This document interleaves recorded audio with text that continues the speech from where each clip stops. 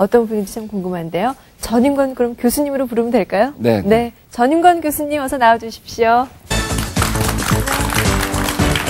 안녕하세요. 반갑습니다. 전인권 교수님, 글쎄요, 어떻게 보면 정말 교수님과는 대학 동창 같지 않으신 느낌이에요. 어떤 사이신가요? 교수님께서 말씀해 주시죠.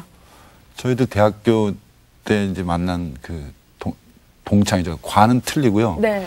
그러니까 이제 요즘엔 그걸 동아리라고 하는데 네. 저희 때는 서클이라고 했는데 서클 친구였죠. 아, 그러면 그런 서클에서 네. 처음 만나신 거예요? 그렇죠. 네. 예. 그때는 이제 이념 서클이라고 그래서 그 저희들이 78년도에 그 대학에 입학했는데 그때 이제 박정희 대통령이 그 유신 독재를 아직 유지하고 있던 그 시절이죠. 네. 그런 거 이제 반대하는 학생들이 모여서 여러 가지 그 공부도 하고 또 이렇게 저항도 하고 이제 그랬던 서클에서 만난 친구입니다. 네. 처음 만났을 때 기억나신 거 그때가요?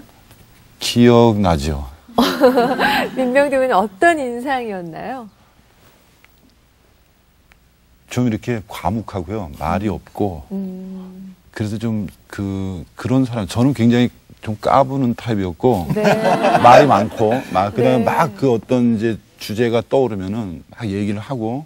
근데 지금 이제 민병도 의원이라고 그래야 되는데 저한테는 익숙하지 않은 거지만 그때 말이 없고 그런 과묵하고 뭔가 이렇게 무게가 있는 그런 친구였죠.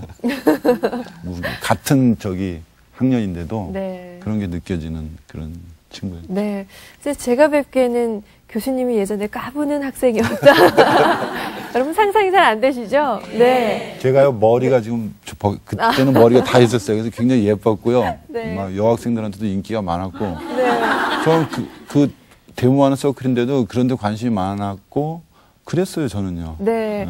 그 사실 진위 여부를 민병규 교수님께 여쭤보겠습니다. 어떠셨어요? 첫 인상이요? 그 까불었다는 기억은 잘 안 나고 사람을 집중시키는 힘 같은 게 있어요. 그러니까 우리는 그 당시에 이제 주로 사회과학 책을 보면서 한국 사회를 어떻게 이해하고 어떻게 변화시킬 것인가 이제 이런 거에 대해서 토론을 하다 보면 좀 무거운 논리에 빠지는데 이 전인권 교수 같은 경우는 그걸 독특한 접근 방법, 아주 다양한 사람들이 생각할 수 없는 그런 그 독특한 시각, 앵글을 갖고 항상 보고 또 그걸 풀어낼 때 이 화법이 굉장히 구수해요.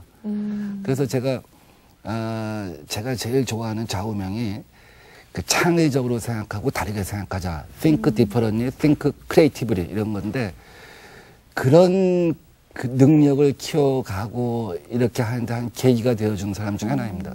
네. 대학교 때요? 예. 네. 서로 칭찬하는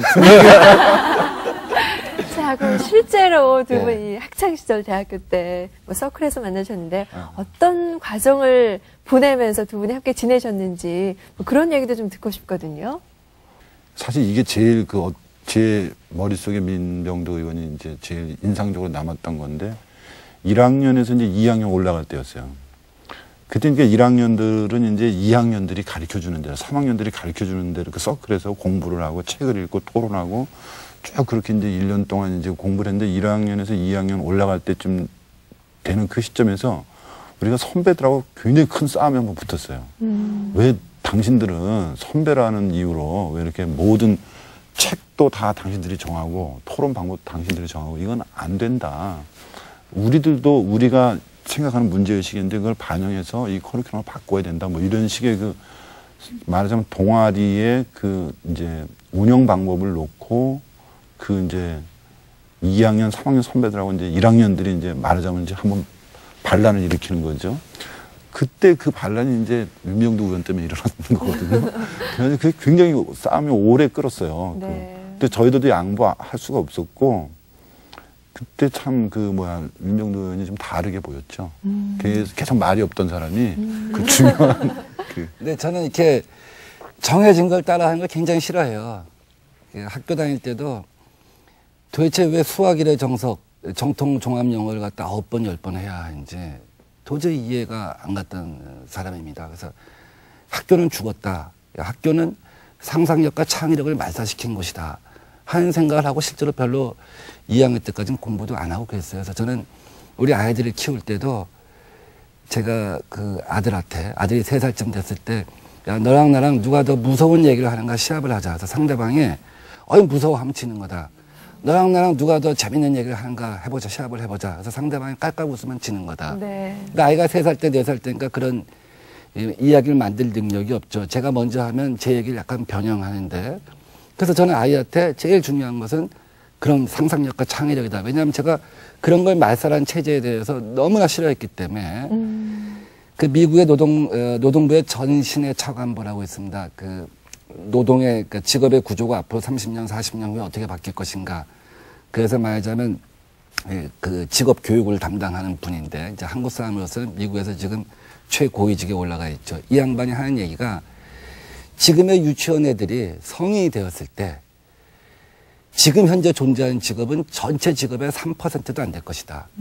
그리고 일생을 살면서 5번 직장을 바꾸는 정도가 아니라 직업군, 직역이 다른 5군데 이상에서 일하게 될 것이다. 그만큼 세상이 빨리 변한다. 여기서 중요한 건 뭐냐, 애들한테.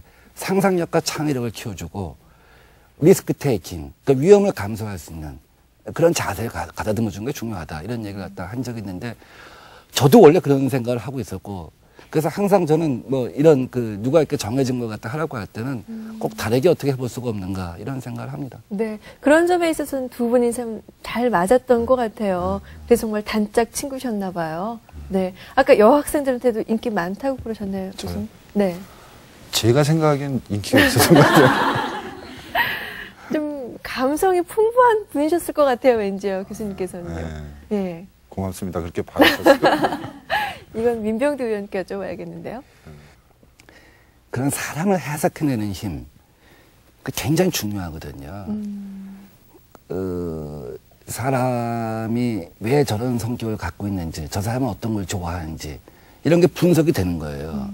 이분은. 그러니까 여학생들하고 만나서 그런 사람을 빨아들이는 얘기, 상대방을 읽는 얘기, 읽어내고서 하는 얘기를 딱 하게 되면 여학생들이 그냥 쫙 흡인이 되죠. 저는 좀 그러진 못했어요. 여학생들 하면 두려워하고 무서워하고 왜냐하면 여학생들을 경험할 기회가 없었기 때문에 어렸을 때부터 그래갖고 굉장히 거북해하고 도망가고 그랬어요. 저는. 두 분 또 친구분이 수감됐을 때 그때 또 기억하시죠? 면회 직접 가셨다면서요? 교수님께서요? 고속버스 터미널에서 어머니 만나가지고 아, 민병도 의원 어머니 만나가지고 둘이서 이제 그때 원주교도소에 있었는데 원주교도소에 이제 면회를 갔던 그 기억 그런 거 굉장히 기억에 남죠. 이렇게 창살 가운데 놓고 이제 우리는 바깥에서 어머니하고 둘이 있고 민유는 이제 수의 파란색 그 수의 입고 이제 얘기 나눴던 거. 그때 얘기를 한 10분, 15분? 그쵸, 15분 정도 주죠. 그때 뭐 어떤 대화 나누고 뭐 그런 것도 기억나십니까? 의원님께서요?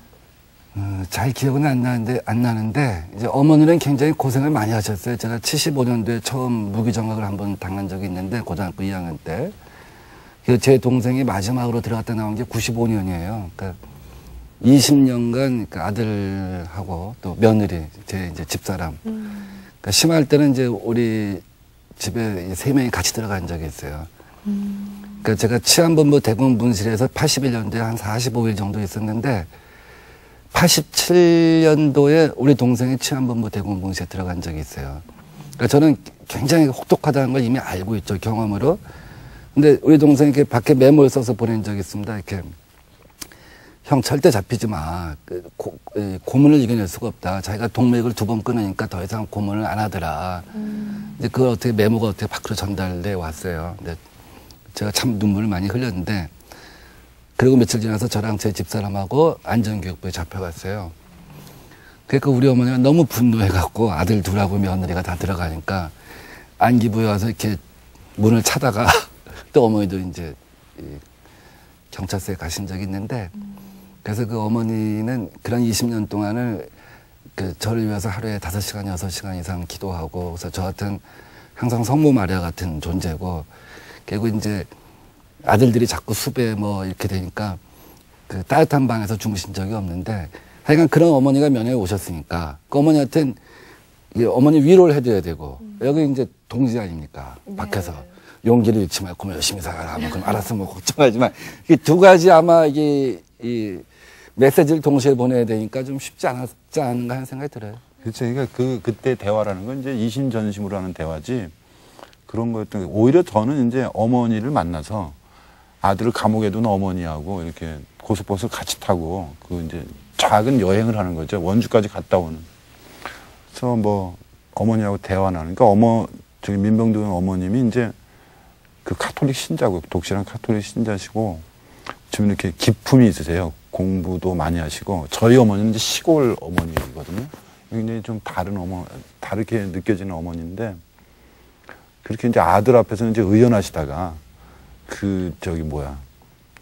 이렇게 나오니까 제 앞에서 막 눈물을 흘리시고 뭐 그런 거. 그래서 우리 어디 뭐 다방 같은 데 가서 이제 어머니하고 이렇게 그 버스 같은 거 기다리면서 얘기하고 이제 그런 풍경들이 그게 이제 저희들 그 70년대 대학 다니면서 운동권 했던 학생들이 아마 공통적으로 갖고 있는 어떤 그 풍경할 겁니다. 그런 게. 그래서 그런 것들이 굉장히 기억에 이제 깊이 남아있죠. 네. 지금은 이제 그때 민주화 운동했던 사람들이 뭐 교수도 하고 국회의원도 하고 그러니까 아무것도 아닌 것 같았지만 그 당시는 말하자면 그 세상으로부터 버림받았다고도 할 수 있죠. 그러니까 어머니 입장에서 보면 우리 아들의 미래는 이제 끝이 났다. 이렇게 생각이 되죠. 저희 스님인데 와서 이렇게 용기를 불어넣어주시고 그렇지만 당신은 이제 교도소 담벼락을 돌아서는 순간 다리에 정말 힘이 풀리고 세상이 뭐 이렇게 노랬겠죠. 근데 우리 친구가 또 네. 그 동행을 하면서 이렇게 위로를 해주고 이제 그랬던 거죠. 네. 또 이 민병두 의원께서는 우리 교수님이 내신 책 네. 남자의 탄생 이 책이 아주 열혈한 독자시라고요. 팬이시죠? 예, 책을 가지고 나오셨어요. 이 남자의 탄생 이거는 그 우리 시대에 살아가는 사람들이 꼭 한 번은 그러니까 읽어봐야 할 책인데요. 네. 전인권이라는 사람이 아니면 쓸 수 없는 책입니다. 그러니까 인간에 대한 이해, 그 독특한 앵글. 그러니까 한 소년이 자라면서 관찰한 그 아버지의 위험 있잖아요. 네. 아버지의 질서, 그러니까 아버지를 중심으로 한 그 질서들. 그러니까 왜 밥상에 앉을 때도 그렇고 첫 숟가락을 뜰 때도 그렇고 곤방들이 필 때 잿더리 갖다 날라주는 그 어머니들의 모습 뭐 이런 걸 보면서 그 권위적인 남자, 가부장적인 남자가 어떻게 탄생하는가를 갖다가 이렇게 소묘식으로 10세 소년의 입장에서 쭉 관찰한 그런 책입니다. 네, 그러니까 오늘을 사는 아버지와 아들의 모습을 다시 한번 좀 되새겨 볼 수 있는 그런 책인가 봐요. 네. 마지막으로 친구분께 민병두 의원께 앞으로 뭐 부탁하고 싶은 거나 또 혹시 이 자리를 빌어서 그동안 못했던 얘기 혹시 그런 게 있으십니까? 흔들지 말고 굳은 마음으로 나가라. 힘든 일이 있어도 굳은 마음으로 나가면 반드시 보상은 돌아온다. 오히려 그 작은 계산 이런 거 하게 되면은 처음에는 좋을지 모르지만 결코 정치 세계에서는 실패한다. 그런 얘기를 좀 정치학자로서 해주고 싶네요. 네. 네. 자, 그럼 마지막으로 민병두 의원님의 앞으로의 계획 들어보겠습니다. 지난번에 그 한류 견문기를 갖다가 보고서로 제출했는데 우리나라 국회에서는 최초로 각국의 인사들을 갖다가 초청해서 국회 문화관광위원회에서 이 한류 관련 특별 공청회를 갖다 하게 됩니다. 그래서 우선 그 준비를 하고요. 그다음에 제 정치 철학은 그러니까 투쟁과 갈등을 조직화하는 것이 정치가 아니라 꿈과 희망을 조직화하는 것. 꿈과 희망을, 사람들의 꿈과 희망을 더 큰 꿈과 희망으로 묶어내고 그것을 국가 자원화하는 것이 정치라고 생각합니다. 그리고 세계에서 가장 미래가 빨리 오는 것이 미국의 실리콘밸리인데 저는 그런 꿈과 희망을 조직화해서 우리나라를 세계에서 가장 미래가 빨리 오는 나라로 만들고 싶습니다. 네. 오늘 두 분 뵈니까요, 뭐, 친구만큼 좋은 인연이 있나, 이런 생각 드시지 않습니까? 네. 앞으로도 두 분 소중한 인연 계속 이어나가시길 바라겠고요. 오늘 함께 해주신 전인권 교수님, 또 민병두 의원님 고맙습니다.